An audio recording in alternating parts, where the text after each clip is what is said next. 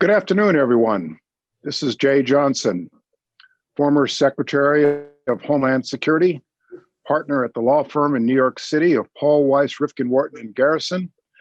It's a beautiful, sunny 77-degree day here in mid-November in New York City. Welcome to the 9/11 Memorial and Museum Summit on Security, third annual Summit on Security. My principal claim to fame here this afternoon is I'm privileged to be a trustee of the 9/11 Memorial and Museum, and I've organized this program this afternoon to include four great Americans who happen to be very good friends of mine. And let me introduce them to you. The topic for this afternoon's discussion over the next hour is, are we safer?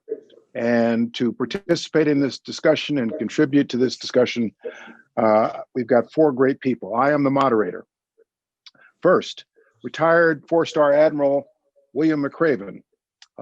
Once a Navy SEAL, always a Navy SEAL. But Admiral McRaven is also former commander of JSOC, of United States Special Ops Command. We're privileged to have Bill join us this afternoon. Then former Congresswoman Jane Harman, who formerly represented her district in Southern California. She was a distinguished member of the House Intelligence Committee and is now the Chief Executive Officer of the Wilson Center in Washington, D.C., and a true specialist and expert in the field of national security. Third, Mike Morell, retired from the CIA, former deputy director of the CIA, former acting director of the CIA, was with the CIA for 33 years, now in private life. Mike, privileged to have you join us. And then last but not least, the current deputy commissioner of the New York City Police Department for Counterterrorism and Intelligence, John Miller, who before he became a cop was a distinguished journalist. This is a terrific panel. I cannot think of four people more qualified to have this discussion about national security, homeland security of the United States. You have within one panel of four people someone who actually interviewed Osama bin Laden and people who were involved in the death of Osama bin Laden within one group. So let me begin, and this conversation is meant to be informal, conversation-like. If any of you would like to pile on someone else's answer or disagree before I ask you to disagree, please do so. We're all among friends here, and I hope this can be an informal, open-ended chat. I'm sure our audience will greatly benefit from that. Let me begin with this. I have been very interested in the question, are we safer in this country from terrorism than we were 19 years ago? Are we more safer now than we were 19 years ago? And what is the reason why the pace and intensity of foreign-inspired or foreign-directed terrorist attacks on the United States seems to have slowed, knock on wood? Let me begin by asking Commissioner Miller for an answer to this question. John will recall that in September 2016, he and I were together on West 23rd Street shortly after the pressure cooker bomb there that fortunately did not kill anyone, but was yet another in a string of terrorist attacks here on the homeland that were occurring with particular intensity in the period 2014, 2015, 2016. And so, Commissioner, if you want to begin by taking a crack at this, are we safer from terrorism, and is there an explanation for why we haven't seen any similar attacks here in the United States and in New York City in particular? Of course, it is no doubt due in very large part to the expert work of the NYPD, but perhaps there may be one or two other explanations. Well, Mr. Secretary, I would posit that we are safer in so many ways. And then, we can get to the why, which is, in the post 9/11 world where we had, prior to 9/11, we had an organization, Al-Qaeda, that was going up against an organization, you name the U.S. intelligence agency, And after 9/11, we were able to do a much better job of blending the 16 organizations in the intelligence community into a network, and then latching onto them in a much tighter way, not just our Five Eyes partners among the Commonwealth countries, but many other nations as a network of foreign partners, which was critical. And then in a very important way, developing our state and local law enforcement agencies as an extension of that network. So we had, first, we were talking to ourselves better within the federal government, and to our foreign partners more candidly, and them to us as well. And then to our state and local partners, because a lot of this intelligence can be used on the ground, and if you know what you're looking for, picked up on the ground. That was a big, big step. And I think when you look at how many plots were prevented by that network and how it was latched together, we are safer. On the other hand, the nature of the adversary changed. As much as we did to break down Al-Qaeda, to destroy it, operations chief by operations chief, that became the worst job in the world, to be the number 3 guy in Al-Qaeda, because you lasted about 3 to 4 months in that job before they had to find another. It's a little bit like working in the Trump administration over the last 4 years. But I think the other thing was the rise of ISIS showed us an organization that had a much better understanding of a networked adversary. They understood globalization, they understood advertising, they understood recruitment, and they understood the use of propaganda, probably better than any other terrorist organization in history. So to answer your question, we're way safer. But to maybe prompt some of this discussion, we're not altogether safe because we have an adversary that morphs and shape shifts to wherever we're forcing that, and that's what we're looking for the future. It's why we're all still engaged. Yep. When we were planning this program, I kept resisting trying to have a conversation in advance of the program to talk about what we might talk about here this afternoon, because the sand is constantly shifting, particularly in the era of the Trump presidency. And sure enough, here we are this afternoon. Our Secretary of Defense has been fired, which creates further turmoil, uncertainty, churn, anxiety within our national security community. But Congresswoman Harman, how would you answer my broad question? Are we safer? And why do we seem to have a lessening in the pace of terrorist attacks in the U.S., foreign inspired? Well, thank you, Jay. And let me say a couple things in advance. First, to John Miller, 4 of my 8 perfect grandchildren live in New York City. So you better be careful. And the other 4 live in Los Angeles, where you used to be. So my attention is focused on how good our PDs are, and I am impressed with the NYPD and have been for many, many years. And to you, Jay, thank you for doing this. Thank you for your service on the 9/11 memorial, which is a fabulous thing for anyone who hasn't seen it. And thank you for your service at DHS, which in the Johnson regime was an extremely effective and well-run and important agency, which has a lot to do with the answer I'm about to give. Yes, we are safer. Certainly, we have not had another catastrophic or near catastrophic attack in the U.S. But John is right. The bad guys are evolving, and we have to evolve too. I think we are evolving, but here are some things sort of more broad scale, out of the box, because I know Mike Morell and Bill McRaven are more in the box than I am, maybe, that I think we have to watch for. One is toxic partisanship. Why do I say this? This election has obviously unmasked a lot of this, but maybe there is a way forward with the healing powers of Joe Biden. I hope so. But toxic partisanship is alive and well in the United States. The U.S. Congress is full of it, and that has made its oversight and legislative functions essentially useless in recent years. This matters in terms, again, of having the right powers and tools to protect the country. The death of oversight is a big loss, and as a former 9-term member of Congress, I can say that. I was there when actually the intelligence committees functioned. So that's one piece. Another piece is the politicization of the intelligence function. You just mentioned that Esper has been fired. I'm sad to hear that, but there was also discussion before this call started about a new general counsel at NSA. There is a conversation in the IC at the moment about whether to release certain, it seems to me, pieces of raw intelligence, which include sources and methods. And I think this is very dangerous. So that would be my second worry about where we're going, because if we don't have good intel, it's pretty darn hard to prevent and disrupt plots.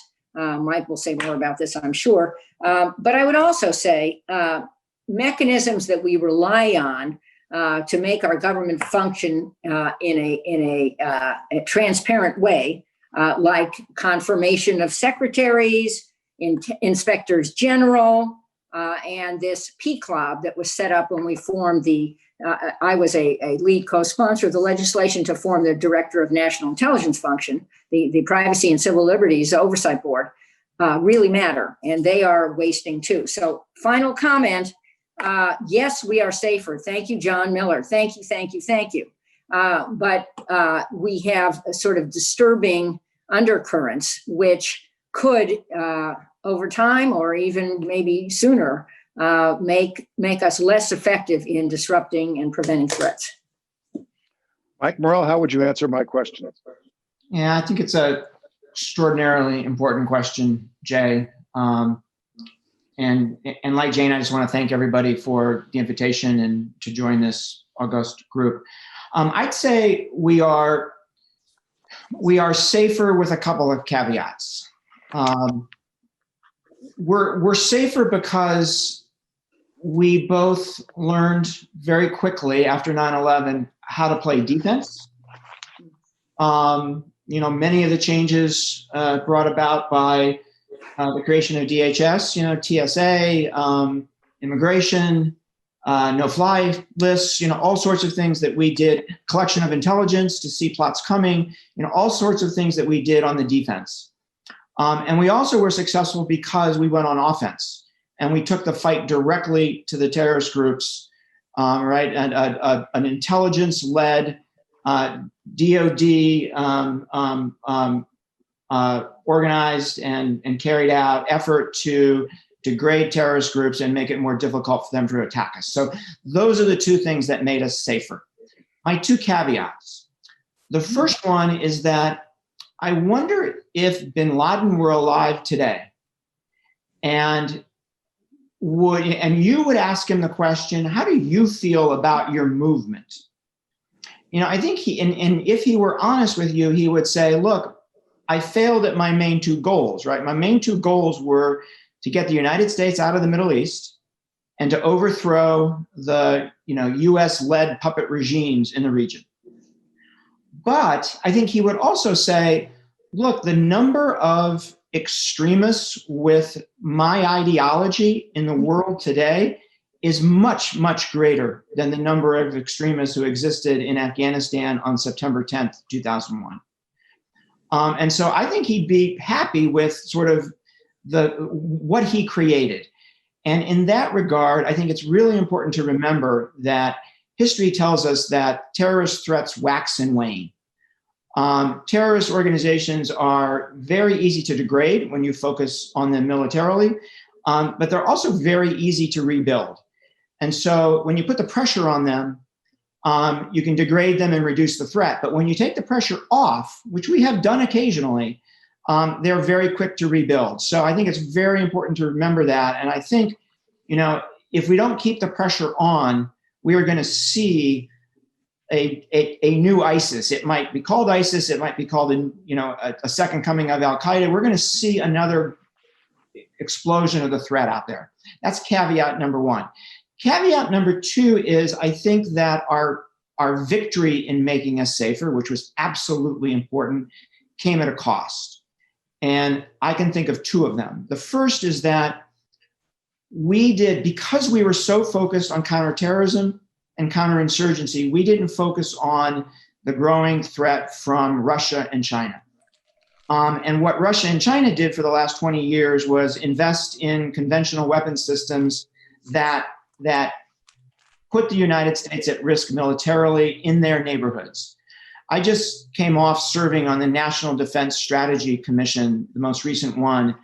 And one of the conclusions of that report, Jay, is because of what I just talked about, this trend I talked about in where we focused the last 20 years and where Russia and China have focused, is it would be difficult for the United States to win, and we could even lose a war in Russia and China's backyard. So I think that's a cost of the last 20 years.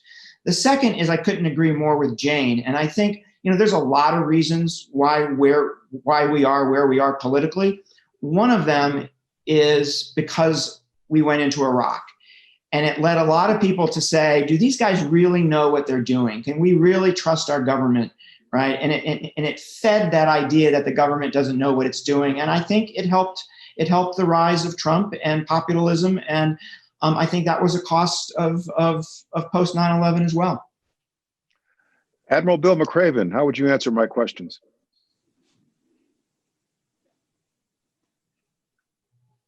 First, Jay, let me also extend my thanks to you, the 9/11 Memorial and the museum. Great forum and a real honor to share the stage with my colleagues here and friends. I'm not sure there's much I can add to what John, Jane, and Michael have already talked about in terms of this recognition that the threat is out there. And after 9/11, we really did come together in a way that brought the interagency together, that connected us from the federal, state, and the local level, that connected our allies in a way that was really unprecedented. I'll give you kind of two quick vignettes. When I got to the White House in October of 2001 to serve in the Office of Combating Terrorism, we would have the threat matrix briefings every day. And initially, we'd sit there on a civets, on a video teleconference. You'd have, the major agencies up, CIA, FBI, NSA, DOD. And at the time, General Wayne Downey would kind of host these meetings. And he would ask people, okay, pass us the information, the intelligence that you have. We want to see whether or not this cross-pollination is going on. And almost to an agency, they would say, nothing to report, nothing to report, nothing to report. And of course, General Downing would get more and more frustrated. They just did not want to share the intelligence and the information. And I will tell you that changed very rapidly. And it changed because the lives of men and women were on the line in Afghanistan and Iraq and around the world.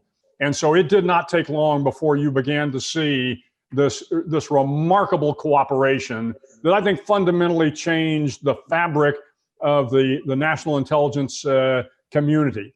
And again, our relationship with our allies. But I do, and the other vignette was, when I was at the Joint Special Operations Command, we used to say it takes a network to defeat a network. And I think those words stand true today. If we do not have those networks of allies, of partners, those networks between the federal, state, and local level, then we will find ourselves at greater risk in the future. But I want to hit finally on one point that Michael Morell made, which I think is critically important. In all of this effort that we have put forward to stop the terrorist threat on the United States, we have taken our eye off the ball a little bit in terms of the major theater conflicts out there. Here you have a rising China and aggressive Russia. You have the potential for a North Korea with nuclear tipped ICBMs. You still have Iran out there creating hate and discontent. And so a new administration is going to have to deal with the same problems that the Trump administration had to deal with. China, Russia, North Korea, Iran, etc. The difference is going to be the Biden administration understands the importance of our partnerships and our alliances. And at the end of the day, we need those alliances to maintain our safety and the safety of the world. So when you look at something like how are we going to address China? Well, if you accepted that we should have stayed in the Trans-Pacific Partnership where you could have leveraged 40% of the world's global GDP to leverage it against China, there is an opportunity for us to re-engage with, if we don't get in the TPP, at least recognize that we need to figure out those relationships. We've weakened NATO from, the day Trump came in, he began to dismiss NATO. We need to strengthen those alliances. So I think that I'm almost certain this new administration will come in, want to strengthen those alliances because they recognize It takes a network to defeat a network, whether that is a terrorist network or whether that is the threat from state sponsors as well. Hey, Bill, let me ask you a follow-up question. As a career warfighter, career military officer, after the experience of Iraq, which we've referred to here, the experience of Afghanistan, and the ongoing cyber warfare that exists out there, do you think, as some people might suggest, that conventional warfare between nation states, in which the United States is a party, is over, is a thing of the past? How do you react to that statement? Yeah, I think people have been saying that for thousands and thousands of years, Jay. This belief that some sort of different warfare will all of a sudden dominate, the spectrum of conflict. I do not think that's the case. If you take a look at Afghanistan, which is a great case in point, here we had a military that was, the first-class military, probably in the history of warfare, and yet we were frequently engaged by Afghans with AK-47s that kind of kicked our tail. And even though we had, combat air patrols, and even though we had drones, and even though we had artillery on call, at the end of the day, warfare is about controlling the terrain in which people live. Yes, cyber will be important. Make no mistake about it. Clearly, we've seen from the election process in 2016 how that can affect things. But at the end of the day, I still firmly believe if you are going to win a war, you are going to have to own the terrain. You are going to have to dominate the terrain in a way that makes those people submit. The only way you can do that is to put men and women on the ground and can confront the enemy, up front and personal. Take a look at the number of Medal of Honor recipients from the Iraq and Afghanistan conflict. Most of these recipients were in hand-to-hand combat. In the 21st century, we are still in hand-to-hand combat with the enemy kind of across the globe. So I don't really think that will change. And I'm afraid if we believe that all of a sudden there's going to be this revolution in military affairs, that there is some secret formula out there that will allow us to swarm drones and push cyber, and that is going to change the nature of warfare, I think that will be a fatal flaw in our thinking. Jay, could I make a comment there? Please do. I would never disagree with anything Bill says. And by the way, I make my bed every morning and think of you. But seriously, I think it's not just the nature of warfare. It's the nature of conflict that I don't think we understand as well as we could. And for example, I think we failed to understand, and we failed to understand in Iraq and in Afghanistan, tribalism. I'm one who voted for the Iraq war. Looking back on it, the intel was wrong. If the intel had been accurate, I would not have voted for Iraq, and I would argue that we wouldn't have gone into Iraq. Not to say Saddam Hussein was an admirable character. He was not. But at any rate, I don't think we understand tribalism as well as we should. And I also think we did not understand the backlash from a militarized response. Example, drones, the use of weaponized drones creates a huge backlash because there are always, much as we try to minimize them, civilian casualties. So backing it up a little bit, if after 9/11, when the whole world wanted to come to our aid, remember, NATO invoked Article 5, the Common Defense Provision, without being asked. The only time NATO has ever done that. Cuba offered airspace for planes to land because we had embargoed commercial air over the United States. Iran offered to help, et cetera, instead of reaching for the military response. Not to say, again, that those who attacked us shouldn't have been attacked back. But if we had reached for soft power, if we had understood a way to divide and conquer these various tribes rather than treat many of them the same, debathification comes to mind. If we had understood much of that better, I think we might be further along. And so just my shorthand is we over-militarized our response to 9/11 in a way that I think, looking back on it, was not as helpful as it could have been. Yeah, if I can, Jane, I don't disagree with you at all on that. Again, Jay's question was kind of, can cyber become, I think, the warfare medium of the future? My only point is, if you're going to deploy forces and you think you can conquer an enemy with cyber alone or something more sophisticated, I think that is a mistake. I couldn't agree with you more in terms of, where we lacked our understanding of the cultural nuances was critical. I'm often asked, what do I think the greatest threat to national security is? And I always answer K through 12 education. And of course, it surprises people. And they say, no. I mean, what's the greatest threat to national security? K through 12 education. Because if we are not educating the youth of America, having them understand the cultural differences, having them learn to speak, different languages, having them be exposed to different ideas, then we're not going to build the cadre of national security experts, foreign service officers, CIA officers, military officers that understand the problems that they're grappling with. You only do that through great education. And my biggest concern on the national security front isn't, are we going to have the next best drone? It's, are we going to have the next best man or woman who can think through these complex issues? Good answer. Can I jump in here for a sec? Please. I just want to reinforce something Jane said and bring it back to terrorism a little bit. We are, post 9/11, we became exceptionally good at dealing with terrorists who already existed. If we felt a threat from some terrorist group and we took action, we could find them and deal with them. What we never did very well was to put together a policy strategy, the tactics to go with it, to prevent the creation of terrorists in the first place. Mm-hmm. And I can remember, probably for every 100 hours that I spent in the sit room on counterterrorism, many of those times with Bill there, for every 100 hours we spent on dealing with terrorists who already exist, maybe we spent an hour talking about how to prevent the creation of terrorists in the first place. Or for every $1 million we spent on stopping terrorists who already exist, maybe we spent $1 on stopping the prevention of them in the first place. And look, I understand why.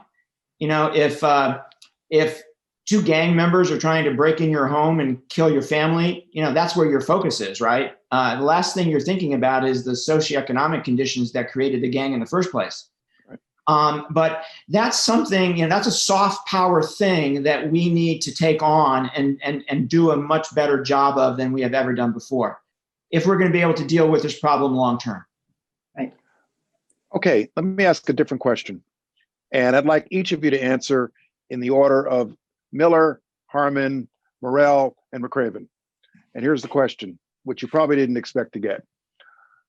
There's obviously been a fair amount of criticism of President Trump, the Trump administration over the last 4 years. Point to things that you believe the Trump administration did over the last 4 years to improve national security or public safety. John?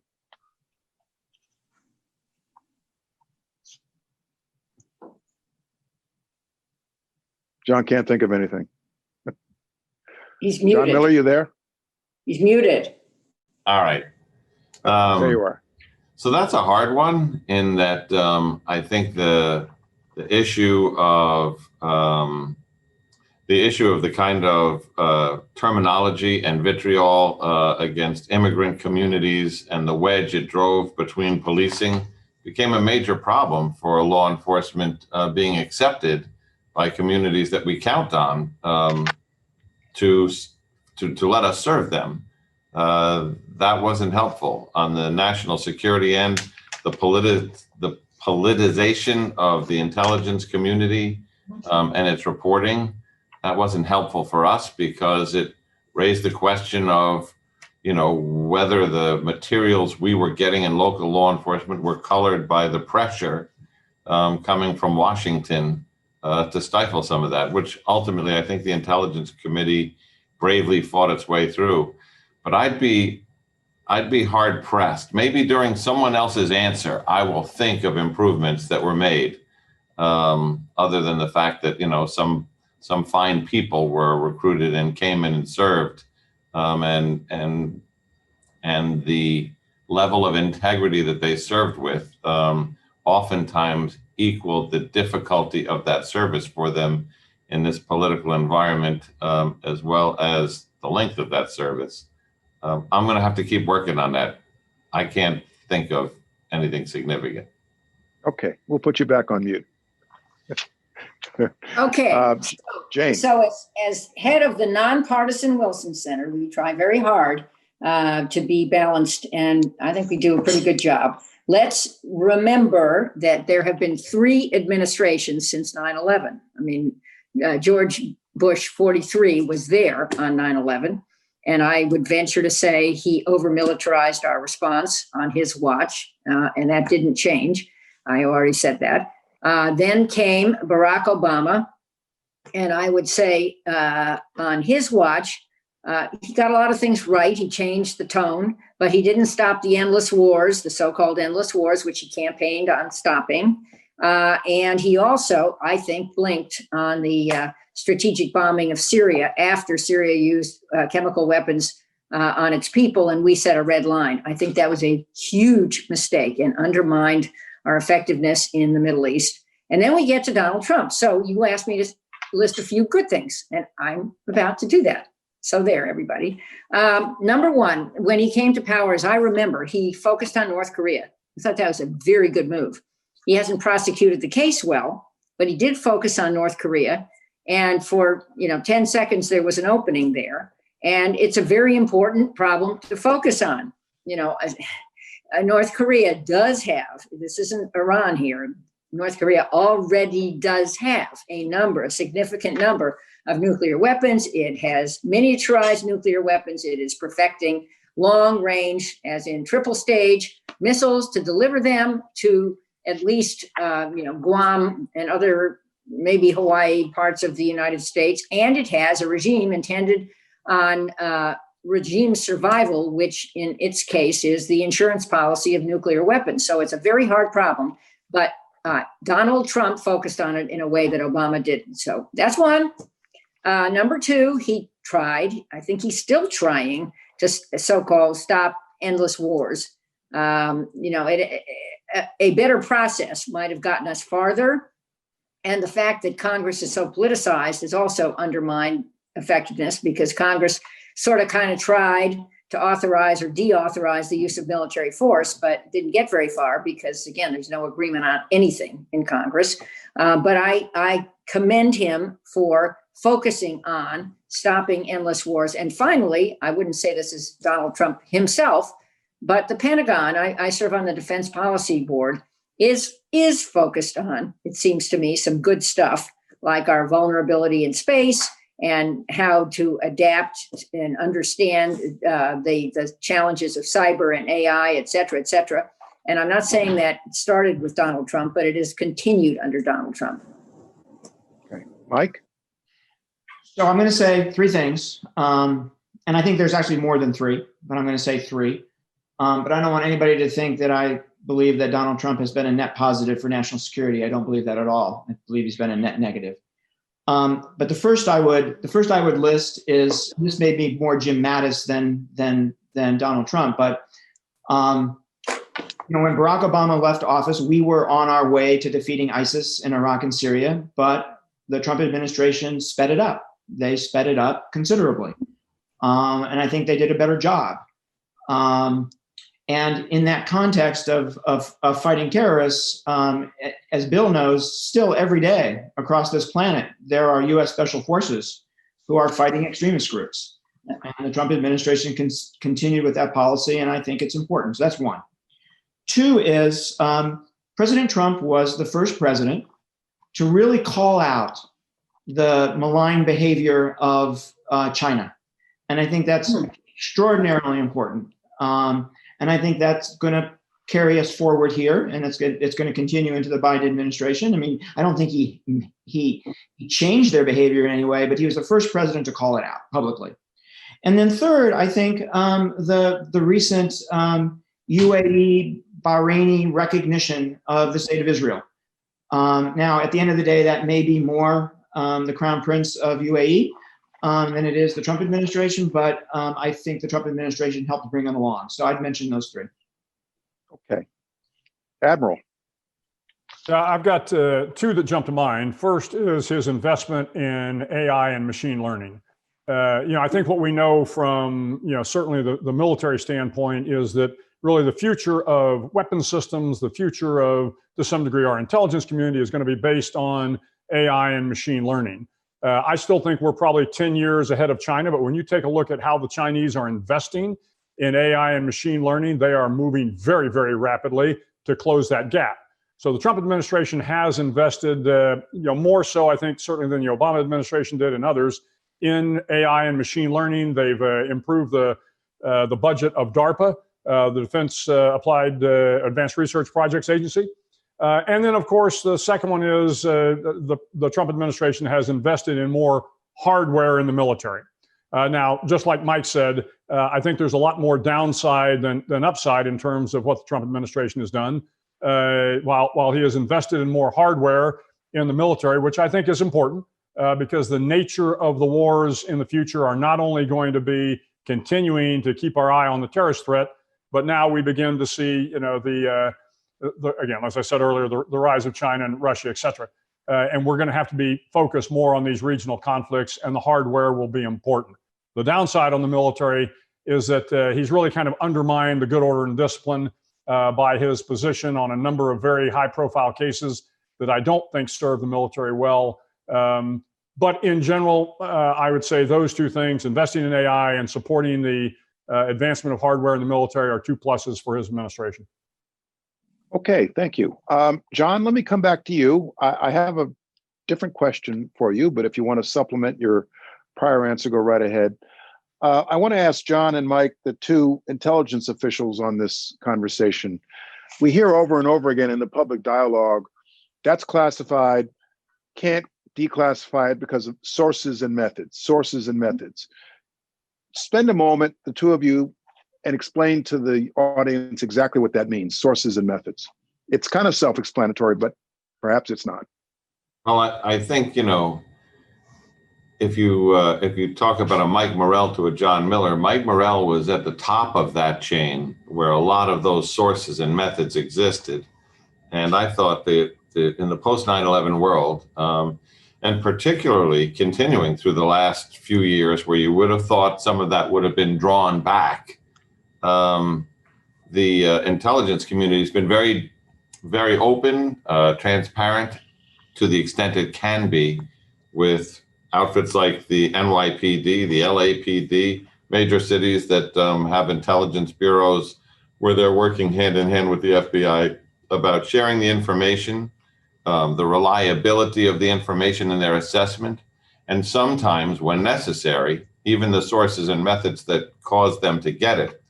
The thing is, once you know what those sources and methods are, you realize that the more that is revealed about them, the more they are unable to continue to be viable. The one thing we learned from Edward Snowden was that the minute he released the NSA's kind of best bag of tricks, the terrorists didn't wait a month, they didn't wait 2 weeks, they didn't wait a day before they started adjusting their communications tactics and techniques to meet what they had learned about sources and methods. So preserving those is really important. And frankly, when you get the information and you're on the user end and it's here's the information, never mind how we got it, but you can act on it. And we're going to tell you if it's 50% reliable, 80% reliable, 99% reliable in our assessment. If you're in my job, that's what you really need. And that's all you really need because we're in the prevention business. Mike? Yeah, I would just give two examples. So an example of a source would be a CIA spy who happens to be in the room when the prime minister of X country says something to his staff. And if that something, right, leaks and is in the media, then it becomes very easy for the counterintelligence folks in that country to say, boy, that was only said in one place, right, when they do their investigation. So we only have to look at 7 people, right? So that obviously puts that source at significant risk. An example of a method is NSA intercepting a phone call between person A and person B. And if that conversation gets into the public domain, it's very easy for those people to know that they must be listening to our phone calls because they had what we said in a conversation. And we know that actually happened with bin Laden. Right. Can I just add one thing on this, Jay? I'm not a qualified. And then you're getting the next question. Oh, go ahead. But really fast. Intelligence expert. However, I was ranking member on the House Intelligence Committee right after 9/11 for the next 4 years, so I know a little bit about this.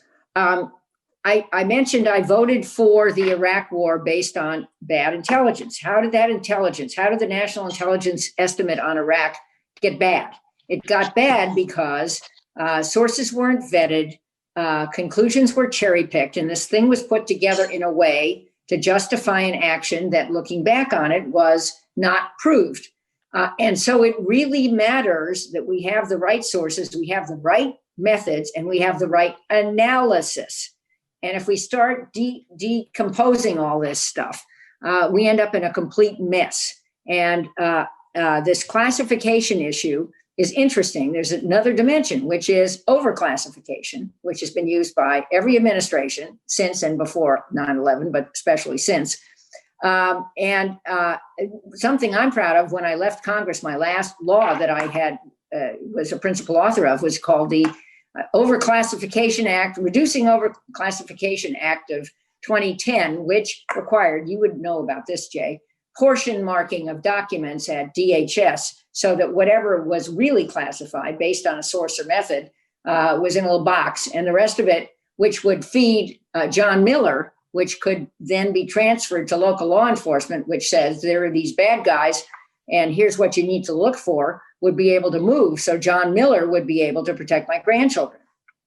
I mean, just to jump in there, I'd like to compliment Jeh Johnson, because when he was secretary of DHS, when we got a threat that was coming at New York City, and we had highly classified information from sensitive sources and methods to counter that threat, at some point, as it got closer to the date this thing was supposed to happen, the question used to be, all right, but I got 36,000 cops who need to know some part of what they're looking for. How much of this can they be told if it's secret or top secret? And between DHS and Secretary Johnson and the FBI and Bob Mueller and Jim Comey, they would work with Mike Morell's people, and they would come out with a box and say, this is what you can tell those officers on the street. And usually that was all they needed to know. And they'd get that declassified so we could push it out. And some of those cases, we know what we stopped. Some of those cases, frankly, when you push that to 36,000 cops and the news leaks out of what the threat is and what you're looking for, sometimes that in and of itself can derail the plot because they know they've been found out. But when it came to what we had to get to the field, and I'm sure Bill McRaven would say this about what we need to give to the warfighter and the foxhole on the front lines, they always got us what we needed. And that was truly appreciated. Jay, can I jump in and say two things? Sure. One is, John said something which I think is extraordinarily important, which is the number of plots and attacks we stopped post 9/11. You know, I still don't believe the American people have an appreciation for how many we're talking about and the significance of many of those. Some of that information is in the public domain, but much of it is not. And I just wanted to emphasize that. I mean, just to jump on that, I mean, the number for New York, we use the number 30. The number is larger than 30. So why don't we use the bigger number? Because we could say we prevented more attacks than we say. And the answer is sources and methods. Some of the attacks we prevented in tandem with the FBI and the CIA and NSA and DHS, we still can't discuss because we cannot describe how it was that we learned about them to stop them. So those numbers live in a shadow. But let's say 30, because those are the ones we can talk about. The other thing I wanted to say was, in my experience, and this happened probably 25 times when I was serving as deputy director or acting director, where my organization asked me to call a publisher and ask them not to publish something because it put American lives at risk. And we were usually talking about sources and methods with regard to terrorism.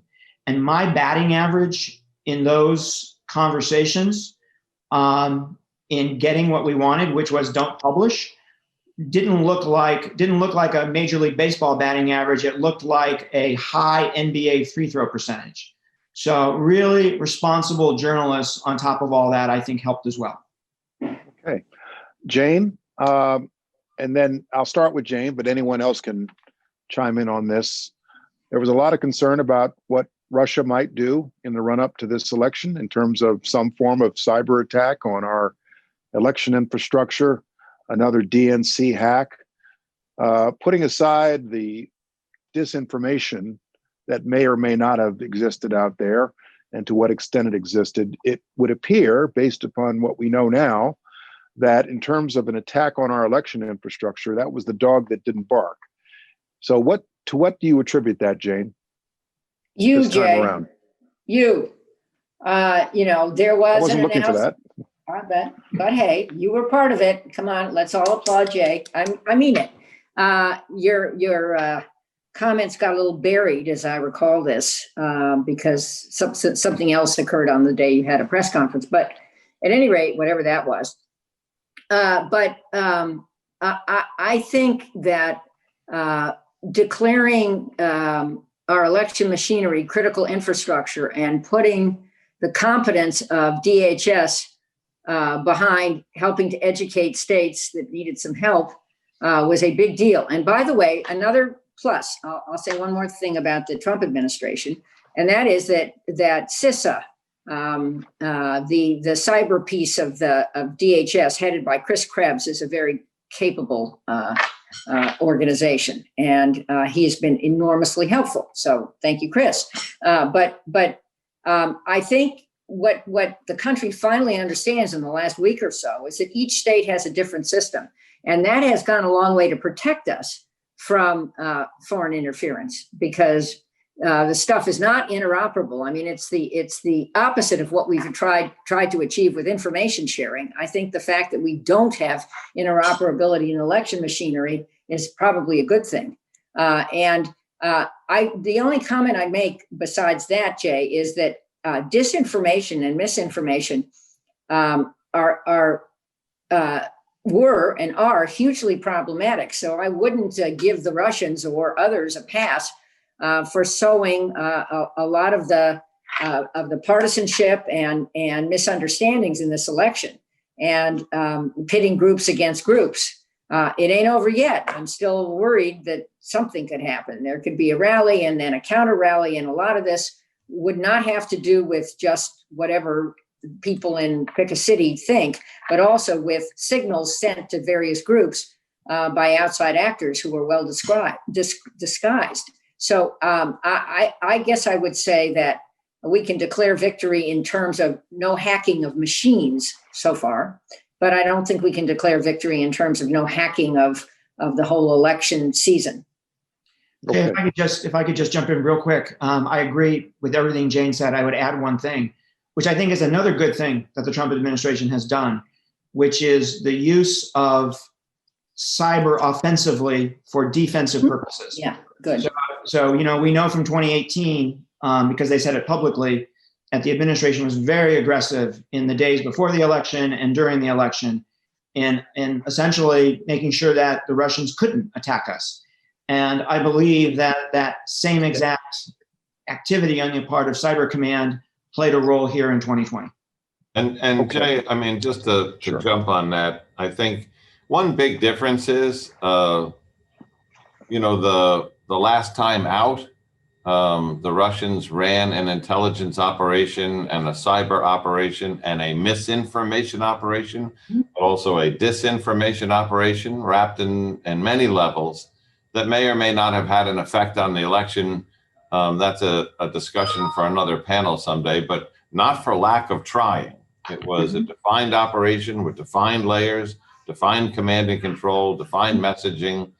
So I think with things like the public statements you made in terms of warning and ringing that bell, I think the level of detail that was contained in the Mueller report about those Russian, we got hung up on the Mueller report as to whether it attributed collusion with the White House or not, because it was an important American question. But the more important intelligence question was answered by the level of detail spelled out in the Mueller report about what the Russians tried to do and the machinery that they used to do it and how it worked. We were that much smarter coming into this election as a public to be careful of what we read and believed on the internet, and to look at the source. Was it a troll? Was it a real person? Did the Facebook account exist? As an industry, the Facebooks and the Twitters and the Instagrams to do better vetting of machines that were just pumping out propaganda with no one really behind them except a foreign power, and as intelligence agencies to be able to pick up on that. I think a combination of those things together is why that was less of a factor this time.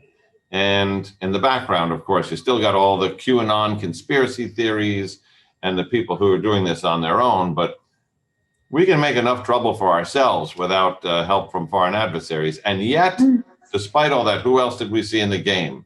It wasn't just the United States that looked at what Russia did and dug into it. You saw the North Koreans in the game. You saw the Iranians in the game with 92 Iranian websites shut down just a month before the election. You saw China in the game, and everybody was in the game operating for their own narrow interests. So we take two lessons away from that question, which is one, we're never going to let it happen to us the way it happened to us the first time because we can see it coming. And two, everybody else is now in the game. So this isn't going away. It's just going to be something that we have to get better and better at managing. Okay. I have hopefully two questions left. One for Admiral McRaven, the second for Commissioner Miller, if I can get to it. First, Bill, let me ask you this about the role of military officers in politics. You, of course, are a retired four-star, served admirably. You have been at times, and I know you picked your spots, you have been at times publicly critical of this president. I wonder how you counsel a newly retired military officer about where the line is in becoming overly partisan, if there is a line. Of course, we've had retired military who run for political office, including President of the United States, including our first president. So where do you think that line is, Bill, between exercising your First Amendment rights as an American citizen and going too far as a retired military officer? Yeah, it's a great question. And, there is this kind of unwritten rule among senior military officers and four stars in particular that, when you retire, you do not speak out against the commander in chief. And I will tell you, I think in general, that is a good unwritten rule. So when I was criticized by, colleagues, friends, and a whole lot of people about speaking out, I used to tell folks, I think that's fair criticism. I'm okay. If you're upset that I spoke out because I'm a retired senior officer, I get it. But at the end of the day, you've got to wake up, look yourself in the mirror and decide, are you doing what you think is right? And this began, my involvement in the public narrative began when I was the chancellor of the University of Texas system. And I was going to speak to the School of Journalism that evening. And it just happened to be the day that the president came out and said the press was the enemy of the American people.